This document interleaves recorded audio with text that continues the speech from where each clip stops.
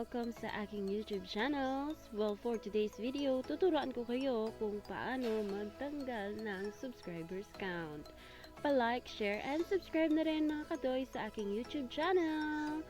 So, let's go! Start na po tayo. Punta po kayo sa sa Google Chrome. Cellphone lang po ito mga kadoy, gamit natin ha. Then, login sa youtube.com. Okay, wait lang po natin mag-loading mga kadoys.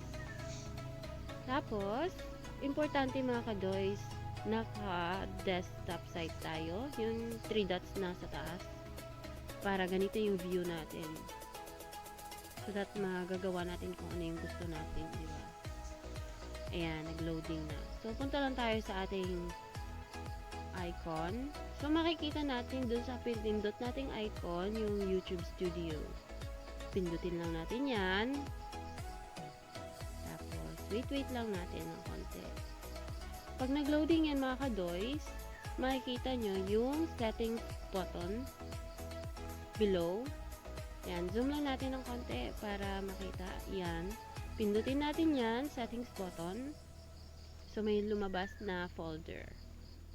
Pagkalabas ng folder, next, pindutin natin yung channel.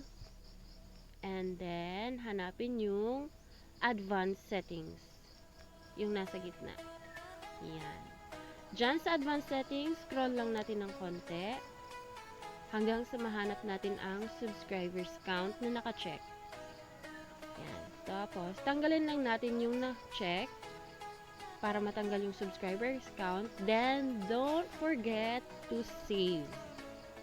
After ma-save, may makikita mag-pop up dyan na setting save. Yan. After nun, balik tayo sa ating YouTube wall. Refresh. Yan. O diba, nawala na yung subscribers count natin. So, medyo hindi na tayo mahihiya-hiya kung halimbawa kakaunti pala yung mga subscribers natin. Which is parang okay na din.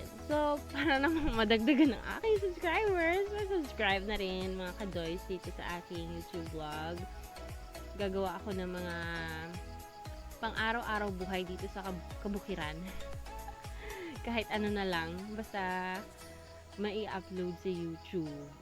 Nag-vlog kasi ako. So, pa-subscribe na mga kadoys sa sana nakatulong tong tutorial ko para sa mga new vloggers out there. Like, share, and subscribe! Thank you!